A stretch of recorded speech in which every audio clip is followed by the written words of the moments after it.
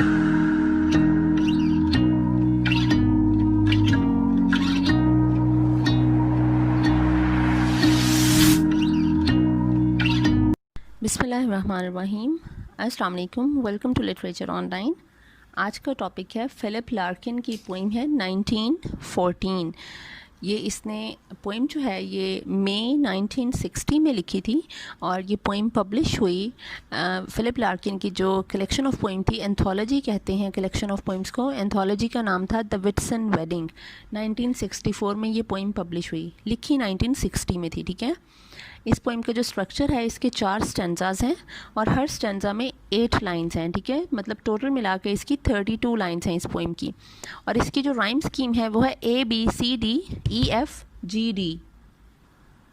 Like अगर आप देखें, lines A patiently, B outside, C park, D ठीक है, सन E faces, F all, G lark, lark is rhyming with park so it will be D। ये सभी lines की rhyme scheme ऐसे ही चल रही है, ABCDEFGD।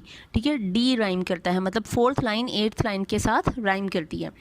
अच्छा, अब इसका टाइटल डिस्कस करते हैं। तो टाइटल इसने सिंपल 1914 नहीं लिखा कि नंबर्स में 1914 नहीं लिखा, इसने स्पेलिंग में नहीं लिखा NINETEEN 19 या FOUR 14 इसने उस तरह नहीं लिखा। इसने लिखा MCMXIV। ये क्या है?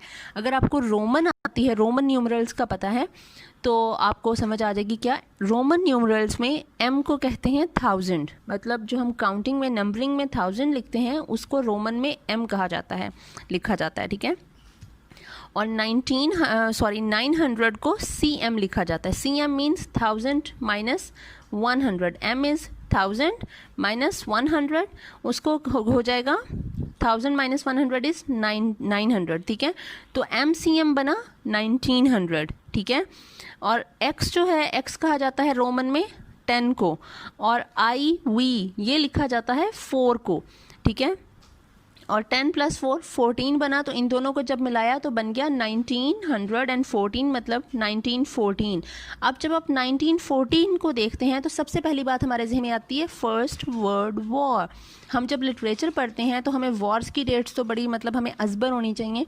तो फर्स्ट वर्ल्ड वॉर स्टार्ट हुई थी 1914 में और 1918 में ख़त्म हुई थी। ठीक है, ये वॉर शुरू हुई 28 जुलाई 1914 को फर्स्ट वर्ल्ड वॉर स्टार्ट हुई थी। ठीक है, अगस्त से शुरू होने से 2-3 दिन पहले फर्स्ट वर्ल्ड वॉर स्टार्ट हो गई थी। तो अब इसकी मैं आपको ट्रांसलेशन करके बताती हूँ। ये फर्स्ट वर्ल्ड वॉर का सिनेरियो ले रहा है, एक तस्वीर का जिक्र कर रहा है ये, जिसमें उन आदमियों की तस्वीरें हैं जो उस वक्त वो सोल्जर्स थे जो वो लड़े थे। बेसिकली जो फर्स्ट वर्ल्ड वॉर में जितने भी सोल्जर या जितने भी शहीद हुए थे उस वक्त, जो भी सारा सीन हुआ था, वो फार्मर्स थे। उससे पहले जंग का कोई इतना तसव्वुर नहीं था, तो ये सब फार्मिंग में इन्वॉल्व लोग थे। ठीक है, लेकिन जब जंग हुई तो इनको, हर मर्द को, हर जो भी थोड़ा लड़ सकता था, जिसके पास कोई थोड़ा बहुत इक्विपमेंट पड़ा था, उनको लड़ने के लिए जाना पड़ा वॉर में। ठीक है, चाहे वो चाहते थे या नहीं चाहते थे, हर लड़के को, हर आदमी को जाना पड़ा था। सिर्फ बच्चे और या फिर बहुत बूढ़े ही घर में रह सकते थे। ठीक है, औरतों के साथ। अब ये उस तस्वीर का जिक्र कर रहा है जो वर्ल्ड वॉर 1 के से उनको भेजने से पहले, जंग पे जाने से पहले उन सोल्जर्स की तस्वीर थी। वो बात करता है, those long uneven lines standing as patiently as if they were stretched outside the Oval or Villa Park. Uneven lines, ये उन लोगों की लाइन है, वो जो सोल्जर्स थे वो जिस तरह खड़े हुए थे रोज़ में, कॉलम्स में। ठीक है, आप उसे कह लें कि अनइवन थी, जिस तरह हम लोग असेंबली में खड़े होते थे ना स्कूल में, वो बिल्कुल एक कॉलम बनाए होते थे और रोज़ वो बड़ी एक असेंबल्ड और ऑर्गेनाइज्ड किस्म की हमारी लाइनें होती थी। वैसी नहीं है ये, जिस तरह एक बिल्कुल बस खड़े हुए हैं ना, रोज़ बनाकर खड़े हुए हैं। ठीक है, अनइवन है, वो बिल्कुल बैलेंस्ड नहीं है, ऑर्गेनाइज्ड नहीं है इतनी। Standing as patiently as if they were stretched outside, और इतने तहम्मुल से खड़े हैं कि उन्हें कोई जल्दी नहीं है और वो जिस तरह आगे को बढ़ते जा रहे हैं, मतलब पीछे से और लोग शामिल हो रहे हैं। दी ओवल और विला पार्क, जिस तरह ओवल या विला पार्क में वो लोग उस वक्त खड़े हैं। द क्राउन्स ऑफ हैट्स, सबके सरों पे जो हैट्स हैं, हैट्स को इसने क्राउन कहा है। ठीक है, उनके, क्योंकि वो सोल्जर्स हैं। The sun on moustached archaic faces. Moustached आपको पता है कि मूंछों को कहते हैं, और आर्केक कहते हैं ओल्ड फैशन को, या बूढ़े जो हैं उनके जो फेस हैं वो बिल्कुल ही एक ही किस्म के, और वो जिस तरह अपनी उम्र से पहले बूढ़ा हो जाना और ओल्ड फैशन थे। जो सूरज है वो उनकी मूंछों पे, उनके चेहरों पे चमक रहा है, उसकी रोशनी आ रही है। Greening as if it were all an August bank holiday lark. अच्छा, लार्क कहते हैं एक परिंदे को, एक सॉन्ग बर्ड है, उसकी आवाज़ को कहते हैं, ठीक है। ये तमाम लोग जो हैं जो उस वक्त लाइनों में खड़े हैं, ग्रीनिंग, उनके चेहरों पे एक मुस्कुराहट है, एक हंसी है, जिस तरह वो वॉर को इतना सीरियस नहीं ले रहे। वो समझ रहे हैं, उनको नहीं पता कि वॉर की आउटकम होनी क्या है। जब उन्होंने उस वक्त वो मैदान जंग में उतरना है तो बननी क्या है, उस वक्त क्या होना है, वो इस वक्त खुश हैं कि हम लड़ने जा रहे हैं, ठीक है। अभी उन्हें आउटकम नहीं पता कि इसके आफ्टर इफेक्ट्स और अंदर जाके क्या होना है क्या नहीं होना।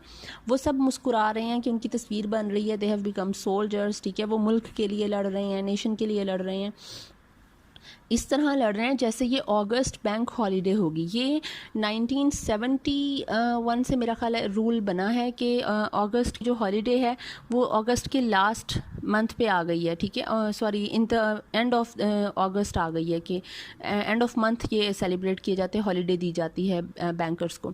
वरना पहले शुरू में ये था कि अगस्त में हॉलीडेज़ दी जाती थी बैंकर्स को, ठीक है। और उन हॉलीडेज़ के दौरान क्रिकेट मैच देखने ये लोग जाया करते थे, उसमें ये लोग खुद भी पार्टिसिपेट किया करते थे। जो नहीं खेलना चाहता था वो फिर वहाँ पर देखता था। ये बैंकर्स के लिए स्पेशल हॉलीडे ऑर्गेनाइज़ किया गया था जो अगस्त में हुआ करते थे, ठीक है। तो वो कह रहा है कि वो लोग इस तरह से मुस्कुरा रहे हैं जैसे वो ओवल या विला पार्क में खड़े हैं और ये कोई अगस्त बैंक हॉलीडे है कि वो कोई क्रिकेट मैच देखने जाएंगे, और उनके चेहरों पे वो जो खुशी है वो इसी तरह है। और वो जो लार्क, एक सॉन्ग बर्ड का जो जिक्र किया गया है, वो उनकी जो मुस्कुराने की वो जो एक चहचहाहट, वो कह रहा है इस तस्वीर में मुझे फील हो रही है कि वो लोग उस वक्त हंस रहे होंगे जिस तरह ये किसी खेल के दौरान जो है वो एक खुशी का समा होता है। ये बिल्कुल उसी तरह मुझे ये इस तस्वीर में फ़ील हो रहा है उनका जंग पे जाने से पहले का हाल। अब वो आगे बात करते हैं एक next scene. And the shut shops, the bleached established names on the sun blinds, कि जो दुकानें हैं वो बंद हो चुकी हैं, शट शॉप्स हैं, ठीक है। The bleached established names on the sun blinds. Sun blinds कहते हैं जो शटर होते हैं या जो शेडो के लिए कैनोपीज़ वगैरह दुकानों के ऊपर बनाई गई होती हैं ताकि ज़्यादा हवा, बारिश या सूरज की रोशनी जो है वो दुकान के अंदर ना जाए, ठीक है। वो जो शेड वगैरह बनाए होते हैं बाहर, वो ब्लीचड है, मतलब उनका जो रंग है वो उतर चुका है, ठीक है। मतलब वो फेंट हो गया उनका रंग ना, जो उन पे शॉप्स के नेम लिखे हुए थे वो फेंट हो गए हैं। द फार्दिंग्स एंड सॉवरेन्स, वो जो सिक्के जो हैं, फार्दिंग्स कहते हैं कॉइन्स को, करेंसी को जो कॉइन्स में होती है, ठीक है, ब्रिटेन की, उसी दिस फार्दिंग्स एंड द सॉवरेन्स के वो जो सिक्के वगैरह हैं जिनमें वो उस वक्त सेल एंड बाय का सीन जो है वो सारा होता होगा, ठीक है, उसकी वो बात कह रहा है। And dark cloth children at play, और जो बच्चे हैं वो गहरे रंग के कपड़े या ब्लैक क्लोथ्स पहने खेल रहे हैं, ठीक है। Called after Kings and queen's, और ये सारे बच्चे जो हैं इनको इनके जो नाम हैं वो उस ज़माने में आपको पता है Elizabeth, Victoria, Edward, Henry, Richard, ये किंग्स एंड क्वींस के नाम थे। तो उस वक्त के ज़माने में ये रिवाज चल पड़ा था कि हर दूसरे बच्चे का नाम किंग या क्वीन या प्रिंस के नाम से मुनासबत से रखा जाता था, ठीक है। जिस तरह अभी तो खैर अभी तो शहरों के नाम ये शिकागो, वेस्ट, नॉर्थ ईस्ट, पता नहीं क्या क्या चल रहा है। तो पहले वो नहीं था, पहले वो रिचर्ड, विक्टोरिया, हेनरी, एलिज़ाबेथ, इस तरह के नाम रखे जाते थे। तो बच्चों के नाम जो हैं वो किंग्स एंड क्वींस के नाम पे रखे जाते थे। The tin advertisements for cocoa and twist, और वो जो टिन एडवर्टीजमेंट्स हैं, जो टिन वो बोर्ड्स वगैरह लगे हुए होंगे, ठीक है, उन बोर्ड्स की जो एडवर्टीजमेंट है फॉर कोकोआ कहते हैं चॉकलेट में यूज़ होता है, ठीक है, चॉकलेट बनती है कोकोआ से। एंड ट्विस्ट, और जो बियर वगैरह, वाइन वगैरह बनती होगी, ठीक है, उसकी जो एडवर्टीजमेंट थी। And the pubs wide open all day, और उस ज़माने में पब जो है वो खुले रहते थे हर वक्त, ठीक है। ये इसने यूज़ किया क्योंकि वर्ल्ड वॉर 1 के बाद जो पब्स की जो है वो टाइमिंग हो गई थी कि इस टाइम के बाद पब खुले नहीं रह सकते। उससे पहले कोई टाइमिंग थी ही नहीं, हर वक्त पब खुले रह सकते थे, कोई प्रॉब्लम नहीं था पब्स को। वर्ल्ड वॉर 1 के बाद लाइसेंस का भी सारा सीन हुआ कि लाइसेंस लेना पड़ता था पब ओपन करने के लिए, ठीक है। तो ये वो सारा सीन बता रहा है कि ये जो दुकानें हैं वो अब बंद हो चुकी हैं। कहाँ दुकानें खुली रहा करती थी हर वक्त, अब वो दुकानें बंद हो गई हैं। उनके जो नेम्स जो उनके सन ब्लाइंड्स पे शेड्स पे लिखे हुए थे वो ख़त्म हो चुके हैं, फेंट हो चुके हैं, ठीक है। और उनकी जो बच्चे हैं उन्होंने गहरे रंग के कपड़े पहने हुए, उन बच्चों के नाम जो किंग्स और क्वींस के नाम पे रखे हुए थे, ठीक है। और ये जो एडवर्टीजमेंट्स हैं और ये जो सारी जो करेंसी वगैरह का यूज़ होता है वो अब कॉइन्स एंड सॉवरेन्स वगैरह वो कुछ जो है वो इस तस्वीर से पता चल रहा है कि वो इस करेंसी को यूज़ करते होंगे इन चीज़ों को बाय करने के लिए, ठीक है। And the country side not caring, अब वो कंट्री साइड की तरफ आ गया, ठीक है, मतलब विलेज साइड की तरफ आ गया। And the country side not caring the place names all hedged over, country side वो कह रहा है कंट्री साइड का तो हाल ही कुछ मत पूछो, कुछ ना पूछो, ठीक है। नॉट केयरिंग के कोई हाल नहीं है। The place names all hedged over with flowering grasses, जो जगहों के नाम हैं, ठीक है, जो भी जगहों के नाम है कि ये कंट्री साइड की जगहों के नाम होते हैं ना, वो एक वेलकम लिखा होता है कि वेलकम टू दिस एरिया और दैट एरिया, उनके नाम जो हैं वो उधर जो घास फूस लगी हुई होती है, जो भी बेलें वगैरह आती होंगी, उनसे वो जगहों के नाम ख़त्म हो चुके हैं। हेज्ड ओवर वो उसके बिल्कुल जो है वो उन घास फूस ने उसको कवर कर लिया हुआ है, ढक दिया हुआ है, ठीक है। And fields shadowing doomsday lines under weeds restless silence, और जो फील्ड्स हैं, ठीक है, मतलब जो फसलें हैं जो भी हैं, शेडोइंग डूम्सडे लाइन्स, डूम्सडे क्या होता है, डूम्सडे लाइन्स होती हैं जो रिकॉर्ड होता है सर्वे का लैंड का, मतलब इस बंदे की इतनी लैंड है उसकी पार्टीशन की गई होती है, ठीक है। ये ब्रिटेन में था कि इसमें ये record of survey of lands of England, there land value, ownership, liabilities and the area, वो सारा कुछ डूम्सडे लाइन्स कहलाता था कि उसकी पूरी जो है वो चीज़ को आप रखते हो ऑर्गेनाइज करके। वो हमारे अभी भी यहाँ पर जब फसलें होती हैं तो वो छोटी सी पगडंडी सी बना दी जाती है ना कि ये एरिया इसका है, ये एरिया इसका है। जब हम कोई ज़मीन बाय करते हैं तो भी हम कहते हैं 4 दीवारी बना दी जाए वहाँ पे, ठीक है। जैसे हम कोई प्लॉट लेते हैं तो हम वहाँ पे 4 दीवारी बना देते हैं। तो बिल्कुल उसी तरह वो कह रहा है कि वो जो लाइनें कभी होती होंगी ना, जो ज़मीन की पार्टीशन थी, उस पार्टीशन पे अब अंडर वीड्स रेस्टलेस साइलेंस, वहाँ पे जो गंदम की फसल है ना वो उगाई जा रही है, और वो बिना पार्टीशन के, कि किसी को ये नहीं है कि ये जगह मेरी है तो ये जगह की पे तुम नहीं जो है वो कर सकते, ग्रो नहीं कर सकते, या ये जगह तुम्हारी है, ठीक है। हर बंदा, क्योंकि वर्ल्ड वॉर 1 के बाद की जो हालत थी, हर इंसान ने स्टार्व तो नहीं करना था, ठीक है। आपको स्टार्वेशन से बचने के लिए क्या था कि आपको सबको इकट्ठे होकर रहना था। उनको था कि उस वक्त उनको खाने को मिले, एटलीस्ट फूड की शॉर्टेज मत हो। तो वो लैंड की पार्टीशन थी उस पर विदाउट जो आप कहें कि बाउंड्रीज़ के या किसी भी केयर के, इसको एक ही कर दिया गया। उस पर वहाँ पे वीट की रेस्टलेस साइलेंस की वीट की ज़रूरत थी उस वक्त, ठीक है, वहाँ पे उगा दी गई।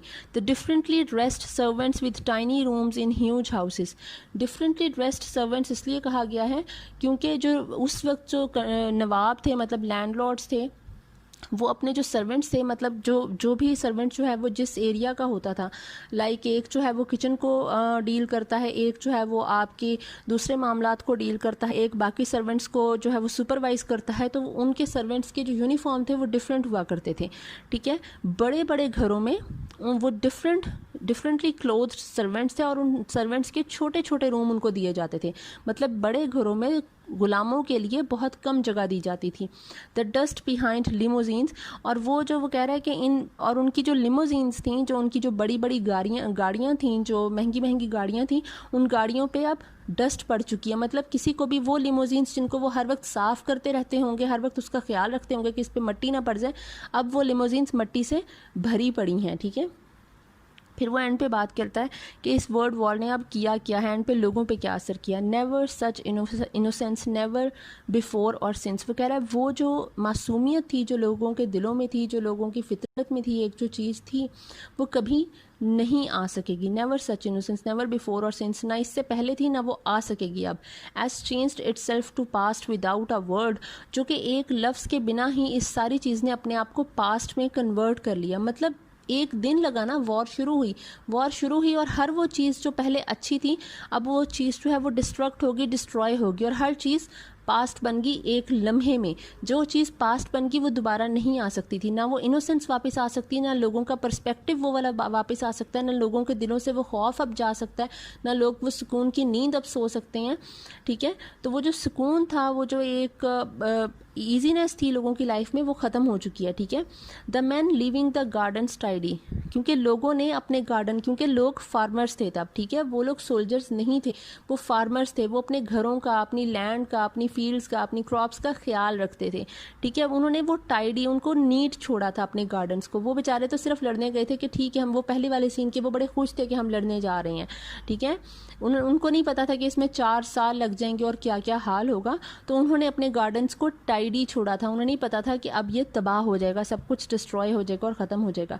The thousands of marriages lasting a little while longer, और वो जो थाउजेंड्स ऑफ मैरिजेस थी वो बहुत कम अरसा रहीं, क्योंकि बहुत ज़्यादा लोग उसमें, हज़ारों लोग मारे गए। ठीक है, जो मारे गए ज़ाहिर है वो बच्चे जो हैं वो ऑर्फन हो गए, उनकी जो मदर्स थी वो विडो हो गई। ठीक है, मतलब आजकल के ज़माने में शादी टूटती है क्योंकि डिवोर्स हो जाती है, उस ज़माने में ये शादियाँ वगैरह कि वो टूटी थी क्योंकि उनके हस्बैंड्स जो हैं वो वॉर में दे वर किल्ड। ठीक है, नेवर सच इनोसेंस अगेन, और अब वो मासूमियत कभी भी दोबारा लौट नहीं सकेगी, ना कभी वो मासूमियत दोबारा रिवाइव नहीं कर सकेगी लोगों में। आई होप आपको ये समझ आ गई होगी point. Thank you so much.